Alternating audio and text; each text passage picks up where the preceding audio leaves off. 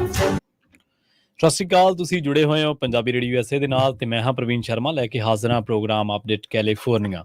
Update California programme ਦੇ ਵਿੱਚ ਗੱਲਬਾਤ ਕਰਾਂਗੇ ਕੈਲੀਫੋਰਨੀਆ ਦੇ ਵਿੱਚ ਵਾਪਰੀਆਂ ਅਹਿਮ ਅਤੇ ਵੱਡੀਆਂ ਤੇ ਖਾਸ ਖਬਰਾਂ ਘਟਨਾਵਾਂ ਦੇ ਬਾਰੇ। ਪ੍ਰੋਗਰਾਮ ਦੇ ਵਿੱਚ ਇਹਨਾਂ ਖਬਰਾਂ ਘਟਨਾਵਾਂ ਬਾਰੇ ਜਾਣਕਾਰੀਆਂ ਸਾਂਝੀਆਂ ਕਰਨ ਦੇ ਲਈ ਮੇਰੇ ਨਾਲ ਜੁੜ ਚੁੱਕੇ ਨੇ ਪੰਜਾਬੀ ਰੇਡੀਓ USA ਦੇ ਸੈਨ ਹੋਜੇ ਸਟੂਡੀਓ ਤੋਂ ਹਰਜੋਤ ਸਿੰਘ ਖਾਲਸਾ ਜੀ। ਹਰਜੋਤ ਸਿੰਘ ਜੀ, ਸਤਿ ਸ਼੍ਰੀ ਅਕਾਲ, ਸਵਾਗਤ ਹੈ ਜੀ ਪ੍ਰੋਗਰਾਮ ਦੇ ਵਿੱਚ। ਸਤਿ ਸ਼੍ਰੀ ਅਕਾਲ, ਧੰਨਵਾਦ ਜੀ ਆਇਆਂ ਨੂੰ। ਪੰਜਾਬੀ ਰੇਡੀਓ USA ਦੇ ਜਿੰਨੇ ਵੀ ਸਰੋਤੇ ਸਾਡੇ ਸਾਰੇ ਹੀ AM ਸਟੇਸ਼ਨ, FM ਸਟੇਸ਼ਨ, ਘਰਾਂ ਦੇ ਵਿੱਚ ਰੇਡੀਓ ਸੈਟਸ ਦੇ ਰਾਹੀਂ, ਟੈਲੀਫੋਨ ਦੇ ਰਾਹੀਂ, ਫੇਸਬੁੱਕ, YouTube ਤੇ ਲਾਈਵ ਦੇਖ ਰਹੇ ਹੋ, ਸੁਣ ਰਹੇ ਹੋ, ਸਾਰਿਆਂ ਨੂੰ ਜੀ ਆਇਆਂ ਨੂੰ ਤੇ ਬਹੁਤ ਹੀ ਪਿਆਰ ਤੇ ਸਤਿਕਾਰ ਭਰੀ ਸਤਿ ਸ਼੍ਰੀ ਅਕਾਲ। ਸਰੋਤਿਓ, ਅੱਜ ਜੂਨ ਦੀ 8 ਤਰੀਕ ਆ ਤੇ ਦਿਨ ਜਿਹੜਾ ਹੈਗਾ ਆ ਉਹ ਵੀਰਵਾਰ ਆ। ਤੁਹਾਡੇ ਲਈ ਸ਼ਾਮ ਦਾ ਅਪਡੇਟ ਕੈਲੀਫੋਰਨੀਆ ਪ੍ਰੋਗਰਾਮ ਲੈ ਕੇ ਹਾਜ਼ਰ ਹੋਏ ਹਾਂ ਜੀ। ਪ੍ਰੋਗਰਾਮ ਦੇ ਵਿੱਚ ਅੱਗੇ ਵਧਣ ਤੋਂ ਪਹਿਲਾਂ ਧੰਨਵਾਦ ਕਰਦੇ ਚੱਲੀਏ ਸਪਾਂਸਰਸ ਦਾ, ਜਿਹੜੇ ਜ਼ਰੀਆ ਬਣਦੇ ਨੇ ਇਹਨਾਂ ਪ੍ਰੋਗਰਾਮਾਂ ਨੂੰ ਤੁਹਾਡੇ ਤੱਕ ਪਹੁੰਚਾਉਣ ਦੇ ਲਈ। ਖਾਲਸਾ ਇੰਸ਼ੋਰੈਂਸ ਏਜੰਸੀ ਵਾਲੇ, ਜਿਨ੍ਹਾਂ ਤੋਂ ਤੁਸੀਂ ਹਰ ਤਰੀਕੇ ਦੀ ਇੰਸ਼ੋਰੈਂਸ ਲੈ ਸਕਦੇ ਹੋ। ਇੰਸ਼ੋਰੈਂਸ ਬਾਰੇ ਪਤਾ ਕਰਨ ਦੇ ਲਈ ਉਹਨਾਂ ਦਾ ਨੰਬਰ ਹੈ 408-272-2500। ਪਿਛਲੇ 32-33 ਸਾਲਾਂ ਤੋਂ ਇੰਸ਼ੋਰੈਂਸ ਦੇ ਵਿੱਚ ਸ਼ਾਨਦਾਰ ਸੇਵਾਵਾਂ ਦੇ ਰਹੇ ਨੇ। ਅੱਜ ਹੀ ਡਾਇਲ ਕਰੋ 408-272-2500। ਟਰਕੀਅਨ ਇਮੀਗ੍ਰੇਸ਼ਨ ਲਾ ਫਰਮ ਵਾਲੇ ਜੇ ਟਰਕੀਅਨ ਅਟਾਰਨੀ ਟਰਕੀਅਨ ਦੇ ਨਾਲ ਤੁਸੀਂ US ਇਮੀਗ੍ਰੇਸ਼ਨ ਬਾਬਤ ਕੋਈ ਵੀ ਸਲਾਹ ਕਰਨੀ ਹੈ, ਕੋਈ ਸਵਾਲ ਪੁੱਛਣਾ, ਤੇ ਉਹਨਾਂ ਦਾ ਨੰਬਰ ਹੈ 415909-0503। ਅਮਰਜੀਤ ਸਿੰਘ ਫਰੈਜ਼ਨੋ ਤੋਂ, ਗੁਰਬਚਨ ਸਿੰਘ ਨਾਗਰਾ ਸੈਕਰਾਮੈਂਟੋ, ਪ੍ਰਿਤਪਾਲ ਸਿੰਘ ਸਿੱਧੂ ਫਰੈਜ਼ਨੋ ਤੋਂ, ਤਾਰਾ ਸਿੰਘ ਸੱਗੜ ਫਰੀਮੌਂਟ, ਹਰਿੰਦਰ ਭੀਨ ਸੈਨ ਹੋਜ਼ੇ ਤੋਂ। ਇਹਨਾਂ ਸਾਰੇ ਹੀ ਸਪਾਂਸਰਸ ਦਾ ਬਹੁਤ ਬਹੁਤ ਧੰਨਵਾਦ। ਤੇ ਜੇਕਰ ਤੁਸੀਂ ਵੀ ਇਹਨਾਂ ਪ੍ਰੋਗਰਾਮਾਂ ਨੂੰ ਸਪਾਂਸਰ ਕਰਨਾ ਚਾਹੁੰਦੇ ਹੋ ਤਾਂ ਸਟੂਡੀਓ ਦਾ ਨੰਬਰ ਹੈ 4082725200 ਜੀ। ਜੀ, ਅੱਜ ਦੀਆਂ ਖਬਰਾਂ ਵੱਲ ਚੱਲੀਏ ਤੇ ਸਭ ਤੋਂ ਪਹਿਲੀ ਖਬਰ ਇਹ ਆ ਰਹੀ ਆ ਵੀ ਪ੍ਰੈਜ਼ੀਡੈਂਟ ਡੋਨਲਡ ਟਰੰਪ ਉਹਨਾਂ ਨੂੰ 7 ਚਾਰਜਸ ਦੇ ਉੱਤੇ ਇੰਡਾਈਟ ਕੀਤਾ ਗਿਆ ਆ ਕਲਾਸੀਫਾਈਡ ਡਾਕੂਮੈਂਟਸ ਦਾ ਜੋ ਪ੍ਰੋਵ ਹੋਇਆ ਸੀ ਉਸ ਨੂੰ ਲੈ ਕੇ। ਫੈਡਰਲ ਗ੍ਰਾਂਡ ਜੂਰੀ ਨੇ ਇੰਡਾਈਟ ਕੀਤਾ, ਕਹਿੰਦੇ ਵੀ 100 ਤੋਂ ਵੱਧ ਜੋ ਕਲਾਸੀਫਾਈਡ ਡਾਕੂਮੈਂਟ ਸੀ ਉਹ ਉਹਨਾਂ ਨੇ ਮਿਸਹੈਂਡਲ ਕੀਤੇ ਆ। ਉਹਨਾਂ ਦੇ ਮਾਰੇ ਲਾਗੋ ਰਿਜ਼ੋਰਟ ਜੋ ਫਲੋਰੀਡਾ ਦੇ ਵਿੱਚ ਆ ਉੱਥੋਂ ਲੱਭੇ ਗਏ ਸੀ। ਇਸ ਤੋਂ ਪਹਿਲਾਂ 2 ਵਾਰ ਪ੍ਰੈਜ਼ੀਡੈਂਟ ਡੋਨਲਡ ਟਰੰਪ ਉਹਨਾਂ ਨੂੰ ਇੰਪੀਚ ਕੀਤਾ ਗਿਆ ਸੀਗਾ। ਪ੍ਰੈਜ਼ੀਡੈਂਟ ਟਰੰਪ ਉਹਨਾਂ ਨੇ ਇਹ ਕਿਹਾ ਵੀ ਉਹਨਾਂ ਦੇ ਅਟਾਰਨੀ ਨੂੰ ਇਨਫੋਰਮ ਕੀਤਾ ਗਿਆ, ਸਪੈਸ਼ਲ ਕਾਉਂਸਲ ਜੋ ਇਨਵੈਸਟੀਗੇਸ਼ਨ ਦਾ ਹੈਗਾ ਉਹਦੇ ਵੱਲੋਂ ਕਲਾਸੀਫਾਈਡ ਡਾਕੂਮੈਂਟਸ ਦੇ ਕੇਸ ਦੇ ਸੰਬੰਧ ਦੇ ਵਿੱਚ ਉਹਨਾਂ ਨੇ ਆਪਣੇ ਸੋਸ਼ਲ ਮੀਡੀਆ ਪਲੇਟਫਾਰਮ ਦੇ ਉੱਤੇ ਕਿਹਾ ਵੀ ਜੋ ਕਰਪਟ ਬਾਈਡਨ ਦਾ ਐਡਮਿਨਿਸਟ੍ਰੇਸ਼ਨ ਆ ਉਹਨਾਂ ਦੇ ਅਟਾਰਨੀ ਨੇ ਇਨਫੋਰਮ ਕੀਤਾ ਹੈਗਾ ਵੀ ਮੈਨੂੰ ਇੰਡਾਈਟ ਕੀਤਾ ਗਿਆ ਹੈਗਾ। ਕਹਿੰਦੇ ਪਿਛਲੇ 7 ਸਾਲਾਂ ਤੋਂ ਇਹ ਸਾਰੇ ਮੇਰੇ ਪਿੱਛੇ ਲੱਗੇ ਹੋਏ ਹੈਗੇ ਆ, ਜਦ ਕਿ ਉਹ ਕਹਿੰਦੇ ਵੀ ਮੇਰੇ ਕੋਲ ਇਹ ਅਥਾਰਟੀ ਆ ਵੀ ਉਹ ਕਲਾਸੀਫਾਈਡ ਡਾਕੂਮੈਂਟਸ ਨੂੰ ਡੀ ਕਲਾਸੀਫਾਈ ਕਰਨ ਦੀ।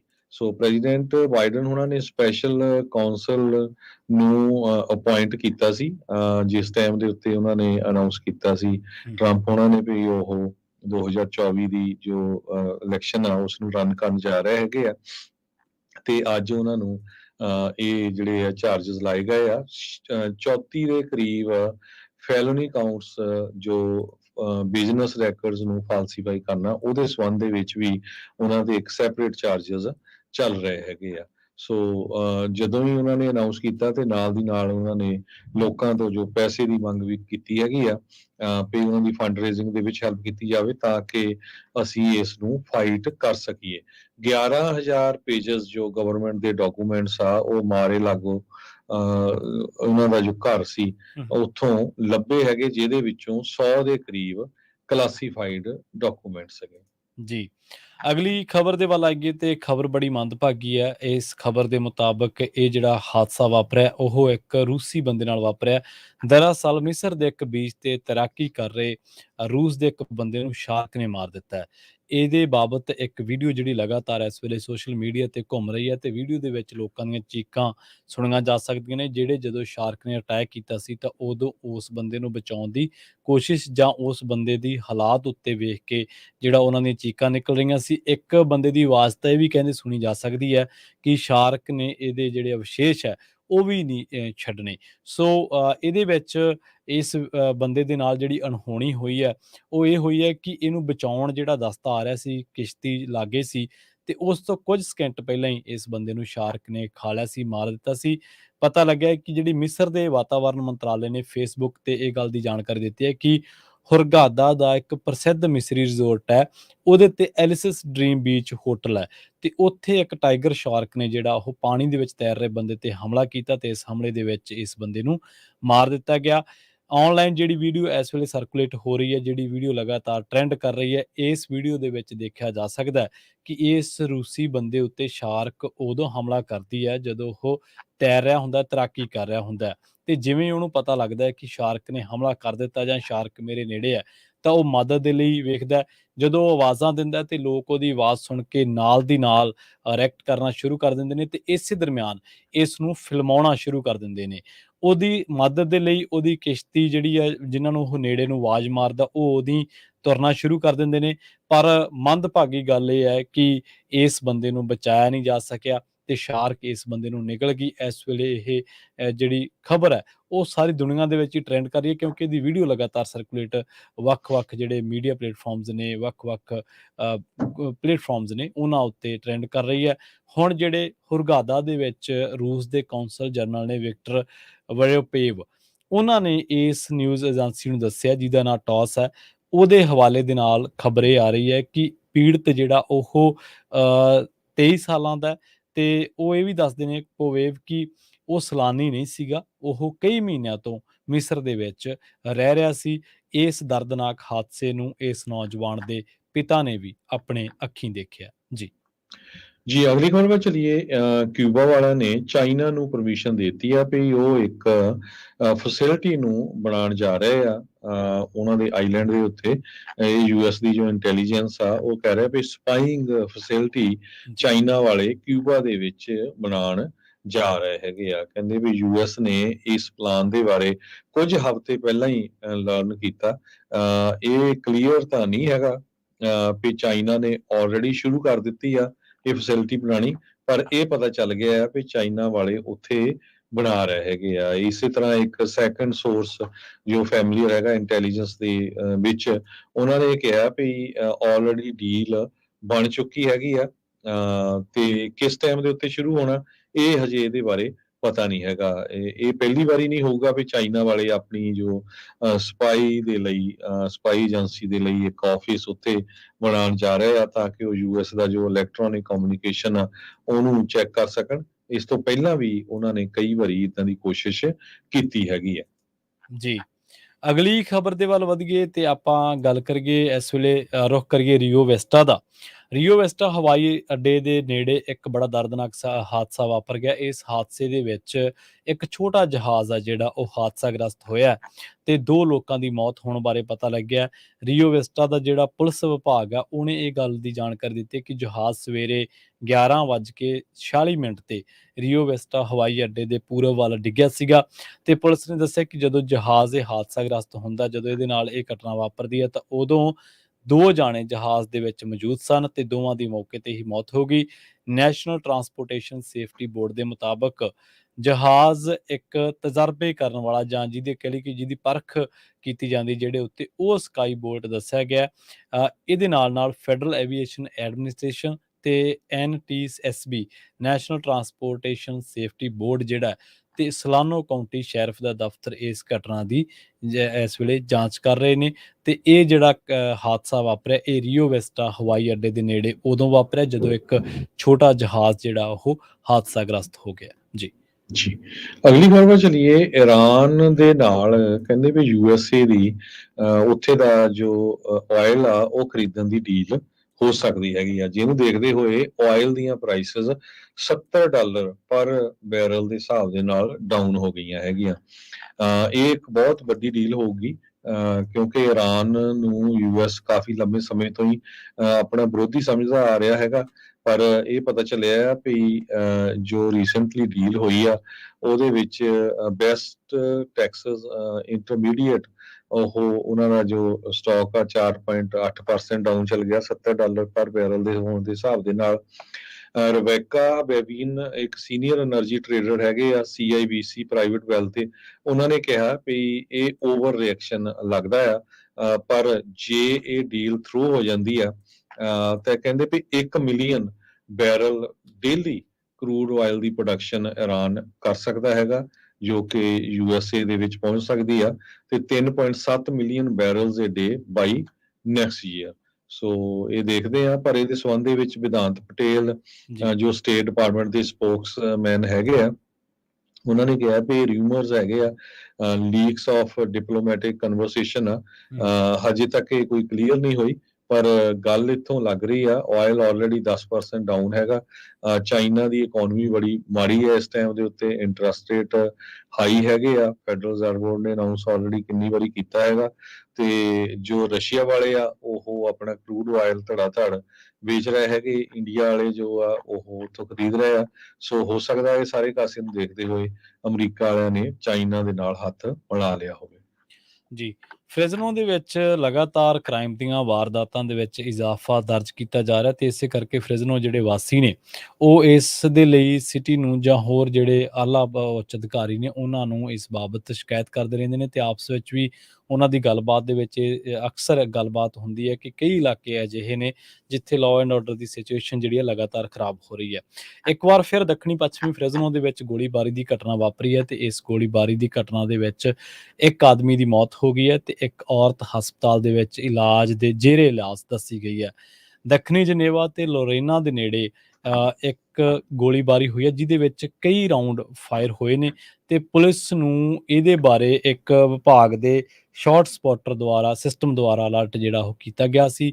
ਜਦੋਂ ਪੁਲਿਸ ਇੱਥੇ ਮੌਕੇ ਤੇ ਪਹੁੰਚਦੀ ਹੈ ਤਾਂ 40 ਸਾਲਾ ਇੱਕ ਆਦਮੀ ਜਿਹੜਾ ਉਹ ਬੜੀ ਗੰਭੀਰ ਜ਼ਖਮੀ ਹਾਲਤ ਦੇ ਵਿੱਚ ਪੁਲਿਸ ਨੂੰ ਮਿਲਦਾ ਹੈ ਤੇ ਪੁਲਿਸ ਉਸ ਨੂੰ ਹਸਪਤਾਲ ਪਹੁੰਚਾਉਂਦੀ ਹੈ, ਪਰ ਹਸਪਤਾਲ ਜਾ ਕੇ ਉਹ ਦਮ ਤੋੜ ਦਿੰਦਾ, ਉਹਨੂੰ ਬਚਾਇਆ ਨਹੀਂ ਜਾ ਸਕਦਾ। ਜਿਹੜੀ ਔਰਤ ਆ ਉਹਦੀ ਉਮਰ 50 ਸਾਲਾਂ ਦੱਸੀ ਗਈ ਹੈ ਤੇ ਉਹ ਵੀ ਗੰਭੀਰ ਜ਼ਖਮੀ ਸੀ, ਪਰ ਹੁਣ ਦੱਸਦੇ ਕਿ ਇਹਦੇ ਸਿਰ ਦੇ ਵਿੱਚ ਸੱਟ ਲੱਗੀ ਹੋਈ ਹੈ ਤੇ ਹਸਪਤਾਲ ਦੇ ਵਿੱਚ ਉਹ ਵੀ ਜੇਰੇ ਇਲਾਜ ਹੈ ਤੇ ਨਾਲ ਦੀ ਨਾਲ ਇਹ ਵੀ ਦੱਸਿਆ ਗਿਆ ਕਿ ਉਹਦੀ ਹਾਲਤ ਜਿਹੜੀ ਉਹ ਖਤਰੇ ਤੋਂ ਬਾਹਰ ਹੈ। ਪੁਲਿਸ ਦਾ ਕਹਿਣਾ ਹੈ ਕਿ ਫਿਲਹਾਲ ਗੋਲੀ ਚਲਾਈ ਕਿਹਨੇ ਤੇ ਉਹਦਾ ਮੰਤਵ ਕੀ ਸੀ, ਸ਼ੂਟਰ ਕੌਣ ਹੈ, ਇਹਦੇ ਬਾਰੇ ਕੋਈ ਵੇਰਵਾ ਨਹੀਂ ਹੈ। ਇੱਕ ਗੁਆਂਢੀ ਜੋ ਲਗਾਤਾਰ ਇਸ ਇਲਾਕੇ ਦੇ ਵਿੱਚ 1 ਸਾਲ ਤੋਂ ਰਹਿ ਰਿਹਾ, ਉਹਦਾ ਕਹਿਣਾ ਇਹ ਸੀਗਾ ਕਿ ਗੋਲੀ ਚੱਲਣ ਦੀ ਮੈਂ ਆਵਾਜ਼ ਜ਼ਰੂਰ ਸੁਣੀ ਹੈ, ਗੋਲੀਆਂ ਕਈ ਚੱਲੀਆਂ ਨੇ, ਪਰ ਇਹ ਚਲਾਈ ਕਿਹਨੇ ਤੇ ਉਹਦਾ ਮੰਤਵ ਕੀ ਸੀ ਇਹਦੇ ਬਾਰੇ ਮੈਨੂੰ ਕੁਛ ਨਹੀਂ ਪਤਾ। ਔਰਲੈਂਡੋ ਵਾਸਕੁਏਜ਼ ਜਿਹੜਾ ਉਹ ਕਹਿ ਰਿਹਾ ਸੀਗਾ ਕਿ ਇਹ ਰੌਲਾ ਇਉਂ ਪਿਆ ਜਿਵੇਂ ਕੋਈ ਦਰਵਾਜ਼ਾ ਲਗਾਤਾਰ ਖੜਕਾ ਰਿਹਾ ਹੋਵੇ। ਜਦੋਂ ਮੈਂ ਜਾਗਿਆ ਉੱਥੇ ਦੇਖਿਆ ਤਾਂ ਪਤਾ ਲੱਗਿਆ ਕਿ ਗੋਲੀਆਂ ਕਈ ਰਾਉਂਡ ਜਿਹੜੇ ਫਾਇਰ ਹੋਏ ਨੇ, ਗੋਲੀਆਂ ਕਈ ਚੱਲੀਆਂ ਨੇ ਤੇ ਇੱਕ ਬੰਦਾ ਜ਼ਖਮੀ ਹਾਲਤ ਦੇ ਵਿੱਚ ਇਸ ਇਲਾਕੇ ਦੇ ਵਿੱਚ ਪਿਆ। ਹੁਣ ਪੁਲਿਸ ਦਾ ਕਹਿਣਾ ਇਹ ਹੈ ਕਿ ਅਸਲ ਦੇ ਵਿੱਚ ਫ੍ਰੈਜ਼ਨੋ ਦੇ ਵਿੱਚ ਇਹ ਇਸ ਤਰ੍ਹਾਂ ਦਾ 16ਵਾਂ ਕਤਲ ਹੈ ਤੇ ਹਾਲੇ ਅਸੀਂ 6ਵੇਂ ਮਹੀਨੇ ਦੇ ਵਿੱਚ ਆ ਤੇ 34 ਸਾਲਾ ਸ਼ਵਰ ਸਮਿਥ ਹੈ ਜਿਸ ਦੀ ਮੌਤ ਇਸ ਗੋਲੀਬਾਰੀ ਦੀ ਘਟਨਾ ਦੇ ਵਿੱਚ ਹੋਈ ਹੈ। ਤੇ ਦੱਸਦੇ ਚੱਲੀਏ ਕਿ 27 ਮਈ ਦੀ ਗੱਲ ਹੈ ਜਦੋਂ ਇੱਕ ਸਰਕਲ ਦੇ ਨੇੜੇ ਸੈਂਟਰਲ ਫ੍ਰੈਜ਼ਨੋ ਦੇ ਵਿੱਚ ਗੋਲੀ ਮਾਰੀ ਗਈ ਸੀ ਤੇ ਇਸ ਬੰਦੇ ਦੀ ਵੀ ਹਸਪਤਾਲ ਦੇ ਵਿੱਚ ਜ਼ੇਰੇ ਇਲਾਜ ਜਦੋਂ ਸੀਗਾ ਇਹ ਤਾਂ ਇਹਦੀ ਮੌਤ ਹੋ ਗਈ ਸੀ। ਔਰਤ ਦੀ ਜਿਹੜੀ ਹਾਲਤ ਆ ਉਹ ਖਤਰੇ ਤੋਂ ਬਾਹਰ ਹੈ, ਪਰ 34 ਸਾਲਾ ਸ਼ਵਰ ਸਮਿਥ ਇਹਨਾਂ ਗੋਲੀਆਂ ਦੀਆਂ ਘਟਨਾਵਾਂ ਦੇ ਵਿੱਚ ਗੋਲੀਬਾਰੀ ਦੀ ਘਟਨਾ ਦੇ ਵਿੱਚ ਮਾਰਿਆ ਗਿਆ। ਜੀ ਜੀ ਅਗਲੀ ਖਬਰ ਸੈਕਰਾਮੈਂਟੋ ਤੋਂ ਆ ਰਹੀ ਹੈ, ਜਿੱਥੇ ਇੱਕ ਸ਼ੂਟਿੰਗ ਹੋਈ ਆ ਡੈਲ ਪਾਸੋ ਹਾਈਟਸ ਵਾਲੇ ਏਰੀਆ, ਜਿਹਦੇ ਨਾਲ 7 ਜਣੇ ਜ਼ਖਮੀ ਹੋਏ ਹੈਗੇ ਆ। ਕਹਿੰਦੇ ਵੀ ਇਹ ਜੋ ਸ਼ੂਟਿੰਗ ਆ 1600 ਬਲਾਕ ਗ੍ਰੈਂਡ ਐਵਨਿਊ ਦੇ ਉੱਤੇ ਕੱਲ ਵਾਪਰੀ ਸ਼ਾਮੀ 10:34 ਤੇ ਜਦੋਂ ਆਫੀਸਰਸ ਪਹੁੰਚੇ ਉਹਨਾਂ ਨੇ ਦੇਖਿਆ ਵੀ ਇੱਕ ਅਡਲਟ ਤੇ ਦੇ ਕੋਲ non life threatening gunshot wound ਲੱਗੇ ਹੋਏ ਸੀ, ਬੂਨ ਸੀਗੇ, ਤੇ ਆਫੀਸਰਸ ਨੇ ਸੈਕੰਡ ਵਿਕਟਮ ਜੋ 3000 ਬਲਾਕ ਆਫ ਐਲਮ ਸਟਰੀਟ ਉਹਦੇ ਕੋਲ ਵੀ non life threatening gunshot wound ਸੀਗੇ, ਤੇ ਉਹਨਾਂ ਨੂੰ ਹਸਪਤਾਲ ਲਿਜਾਇਆ ਗਿਆ ਤੇ 5 ਹੋਰ ਅਡਲਟ ਉਸ ਏਰੀਏ ਦੇ ਵਿੱਚ ਦੇਖੇ ਜਿਨ੍ਹਾਂ ਦੇ ਵੀ ਗਨ ਸ਼ਾਟਸ ਲੱਗੇ ਹੋਏ ਸੀ, ਉਹਨਾਂ ਨੂੰ ਵੀ ਹਸਪਤਾਲ ਲਿਜਾਇਆ ਗਿਆ। ਜੀ ਮੋਡੈਸਟੋ ਦਾ ਰੁਖ ਕਰਾਂਗੇ। ਮੋਡੈਸਟੋ ਦੇ ਵਿੱਚ ਇੱਕ ਬੰਦੇ ਨੂੰ ਚੋਰਾਂ ਨੇ ਉਦੋਂ ਗੋਲੀ ਮਾਰ ਦਿੱਤੀ ਜਦੋਂ ਉਹ ਬੰਦਾ ਆਪਣੇ ਗਵਾਂਢੀ ਦੀ ਚੋਰੀ ਹੋਈ ਕਾਰ ਦੇ ਲਈ ਜਹਿਦ ਕਰ ਰਿਹਾ ਸੀ, ਮਤਲਬ ਚੋਰਾਂ ਦਾ ਪਿੱਛਾ ਕਰ ਰਿਹਾ ਸੀ। ਪੁਲਿਸ ਨੇ ਦੱਸਿਆ ਕਿ ਗੋਲੀਬਾਰੀ ਦੇ ਮਾਮਲੇ ਦੇ ਵਿੱਚ, ਚੋਰੀ ਦੇ ਮਾਮਲੇ ਦੇ ਵਿੱਚ ਹੁਣ 20 ਸਾਲਾਂ ਦੇ ਇੱਕ ਬੰਦੇ ਨੂੰ ਤੇ 16 ਸਾਲ ਦੇ 2 ਨੌਜਵਾਨਾਂ ਨੂੰ ਜਿਹੜਾ ਅਸੀਂ ਗ੍ਰਿਫਤਾਰ ਕੀਤਾ। ਐਮਲਜ਼ ਗੋਮੇਜ਼ ਜਿਹਨੇ ਗੋਲੀ ਲੱਗਣ ਤੋਂ ਬਾਅਦ ਜਿਹਦੀ ਗੱਡੀ ਮੌਂਟੀਸੇਲੋ ਲੇਨ ਦੇ ਉੱਤੇ ਇੱਕ ਬਾਗ ਦੇ ਨਾਲ ਟਕਰਾ ਗਈ ਸੀ ਤੇ ਨਿਸ਼ਾਨੇਬਾਜ਼ ਜਿਹੜਾ ਦੱਸਿਆ ਗਿਆ ਡੇਸ਼ਨ ਆਸਟਿਨ ਉਹਦੇ ਦੇ ਉੱਤੇ ਕਤਲ ਕਰਨ ਦੀ ਕੋਸ਼ਿਸ਼ ਦਾ ਦੋਸ਼ ਲਾਇਆ ਗਿਆ ਤੇ ਨਾਲ ਹੀ ਇਹ ਜਿਹੜਾ ਚੋਰੀ ਕਰਦੇ ਹੋਏ ਹਥਿਆਰਾਂ ਦੇ ਨਾਲ ਲੈਸ ਸੀ। 2 ਨੌਜਵਾਨਾਂ ਦੇ ਉੱਤੇ ਚੋਰੀ ਦੇ ਜਿਹੜੇ ਦੋਸ਼ ਲਾਏ ਗਏ ਆ ਤੇ ਪੁਲਿਸ ਨੇ ਪਹਿਲਾਂ ਇਹ ਗੱਲ ਦੀ ਜਾਣਕਾਰੀ ਦਿੱਤੀ ਸੀ ਕਿ ਸੈਂਟ ਥਰੇਸਾ ਵੇ ਅਤੇ ਮੋਂਟੀਸੈਲੋ ਲੇਨ ਦੇ ਉੱਤੇ ਗੋਲੀਬਾਰੀ ਦੇ ਜਦੋਂ ਹੋਈ ਸੀ, ਵਾਪਰੀ ਸੀ ਘਟਨਾ, ਤਾਂ ਉਸ ਤੋਂ ਬਾਅਦ ਇੱਕ ਕਾਲ ਦਾ ਜਵਾਬ ਜਦੋਂ ਦਿੱਤਾ ਸੀ, ਤਾਂ ਉਸ ਤੋਂ ਬਾਅਦ ਪੁਲਿਸ ਉੱਥੇ ਮੌਕੇ ਤੇ ਪਹੁੰਚੀ ਸੀ। ਸੋ ਇੱਕ ਮੋਡੈਸਟੋ ਦੇ ਵਿੱਚ ਰਹਿਣ ਵਾਲੇ ਇੱਕ ਬੰਦੇ ਨੂੰ ਆਪਣੇ ਗੁਆਂਢੀ ਦੀ ਮਦਦ ਕਰਨੀ ਵੀ ਮਹਿੰਗੀ ਪੈ ਗਈ। ਉਹਦੇ ਤੇ ਗੋਲੀਆਂ ਚੱਲੀਆਂ ਤੇ ਉਸਦੀ ਫਿਰ ਕਾਰ ਜਿਹੜੀ ਹੈ ਉਹ ਬੇਕਾਬੂ ਹੋ ਕੇ ਇੱਕ ਬਾਗ ਦੇ ਵਿੱਚ ਜਾ ਵੱਜੀ ਸੀ। ਜੀ ਕੈਲੀਫੋਰਨੀਆ ਦੇ ਗਵਰਨਰ ਗੈਬਨ ਨਿਊਸਮ ਨੇ ਨਵਾਂ ਬਿੱਲ ਪ੍ਰਪੋਜ਼ ਕੀਤਾ ਆ, ਜੀ ਜਿਹਦੇ ਵਿੱਚ ਉਹ ਕਹਿੰਦੇ ਆ ਵੀ ਕਨਸਟੀਟਿਊਸ਼ਨ ਜੋ ਯੂਐਸ ਦਾ ਹੈਗਾ ਉਹਦੇ ਵਿੱਚ 28th ਅਮੈਂਡਮੈਂਟ ਕੀਤੀ ਜਾਵੇ ਤਾਂ ਕਿ ਅਮਰੀਕਾ ਦੇ ਵਿੱਚ ਗਨ ਵਾਇਲੈਂਸ ਦਾ ਜੋ ਕ੍ਰਾਈਸਿਸ ਆ ਉਹਦੇ ਉੱਤੇ ਕੰਟਰੋਲ ਕੀਤਾ ਜਾ ਸਕੇ। ਸੋ ਜੇ ਇਹ ਅਮੈਂਡਮੈਂਟ ਦੇ ਵਿੱਚ ਜੋ ਉਹਨਾਂ ਨੇ ਪੁਆਇੰਟ ਸੁਜੈਸਟ ਕੀਤੇ ਹੈਗੇ ਆ ਉਹਦੇ ਵਿੱਚ ਉਹਨਾਂ ਨੇ ਇਹ ਕਿਹਾ ਵੀ ਇੱਕ ਤਾਂ ਮਿਨੀਮਮ ਏਜ 18 ਤੋਂ ਵਧਾ ਕੇ 21 ਕਰ ਦਿੱਤੀ ਜਾਵੇ ਗਨ ਖਰੀਦਣ ਦੇ ਲਈ। ਦੂਸਰਾ ਆ ਵੀ ਯੂਨੀਵਰਸਲ ਬੈਕਗਰਾਉਂਡ ਚੈੱਕ ਮੈਂਡੇਟਰੀ ਹੋਣੀ ਚਾਹੀਦੀ ਆ ਉਹਨਾਂ ਦੀ ਜੋ ਕੋਈ ਵੀ ਗਨ ਖਰੀਦ ਰਿਹਾ ਹੈਗਾ, ਤੇ ਉਹ ਤੋਂ ਬਾਅਦ ਵੇਟਿੰਗ ਪੀਰੀਅਡ ਹੋਣਾ ਚਾਹੀਦਾ ਗਨ ਪਰਚੇਜ਼ ਦੇ ਲਈ। ਉਹ ਤੋਂ ਬਾਅਦ ਜੋ ਸਿਵਲੀਅਨ ਹੈਗੇ ਆ ਉਹਨਾਂ ਨੂੰ ਅਸੌਲਟ ਵੈਪਨ ਖਰੀਦਣ ਤੋਂ ਜਿਹੜਾ ਇੱਕ ਤਰ੍ਹਾਂ ਦੇ ਨਾਲ ਨਾ ਕੀਤੀ ਜਾਣੀ ਚਾਹੀਦੀ ਹੈਗੀ ਆ ਵੀ ਉਹਨਾਂ ਨੂੰ ਅਸੌਲਟ ਵੈਪਨਸ ਦੀ ਕੀ ਜ਼ਰੂਰਤ ਹੈਗੀ ਆ। ਸੋ ਇਹ ਉਹਨਾਂ ਨੇ ਅੱਜ ਅਨਾਉਂਸ ਕੀਤਾ ਆ ਵੀ ਸਾਨੂੰ ਸਾਰਿਆਂ ਨੂੰ ਰਲ ਕੇ ਜੋ ਵਾਇਲੈਂਸ ਦਾ ਇੱਕ ਬਹੁਤ ਵੱਡਾ ਮੁੱਦਾ ਹੈ ਅੱਜ ਦੀ ਡੇਟ ਦੇ ਵਿੱਚ ਅਮਰੀਕਾ 'ਚ ਉਹਨੂੰ ਕੰਟਰੋਲ ਕਰਨਾ ਚਾਹੀਦਾ ਆ।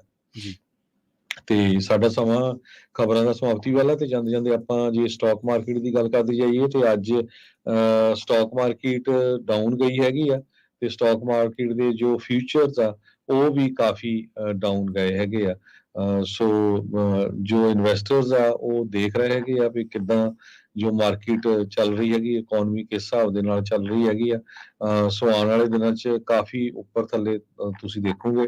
ਆਪਾਂ ਤੁਹਾਡੇ ਨਾਲ ਸਾਂਝੇ ਕਰਦੇ ਰਹਾਂਗੇ ਵੀ ਕਿੱਧਰ ਨੂੰ ਜੋ ਸਟਾਕ ਮਾਰਕੀਟ ਆ ਉਹ ਇਸ ਟਾਈਮ ਦੇ ਉੱਤੇ ਚੱਲ ਰਹੀ ਹੈਗੀ ਆ। ਤੇ ਜੇ ਕਰੰਸੀ ਦੀ ਗੱਲ ਕਰਦੇ ਜਾਈਏ, ਇੱਕ ਯੂਐਸ ਡਾਲਰ ਦੇ ਬਰਾਬਰ ਇੰਡੀਆ ਦੇ 82 ਰੁਪਏ ਤੇ 49 ਪੈਸੇ, ਇੱਕ ਯੂਐਸ ਡਾਲਰ ਦੇ ਬਰਾਬਰ ਕੈਨੇਡਾ ਦੇ $1 ਤੇ 34 ਸੈਂਟ, ਇੱਕ ਯੂਐਸ ਡਾਲਰ ਦੇ ਬਰਾਬਰ ਪਾਕਿਸਤਾਨ ਦੇ 287 ਰੁਪਏ ਤੇ 25 ਪੈਸੇ। ਜੀ ਜੀ ਜੀ ਸੋ ਇਹਦੇ ਨਾਲ ਹੀ ਪ੍ਰੋਗਰਾਮ ਅਪਡੇਟ ਕੈਲੀਫੋਰਨੀਆ ਨੂੰ ਆਪਾਂ ਇੱਥੇ ਸਮਾਪਤ ਕਰਦੇ ਹਾਂ। ਸਮਾਂ ਇਜਾਜ਼ਤ ਨਹੀਂ ਦਿੰਦਾ। ਬਹੁਤ ਬਹੁਤ ਧੰਨਵਾਦ। ਜੁੜੇ ਰਹੋ ਪੰਜਾਬੀ ਰੇਡੀਓ USA ਦੇ ਨਾਲ। ਸਤਿ ਸ਼੍ਰੀ ਅਕਾਲ।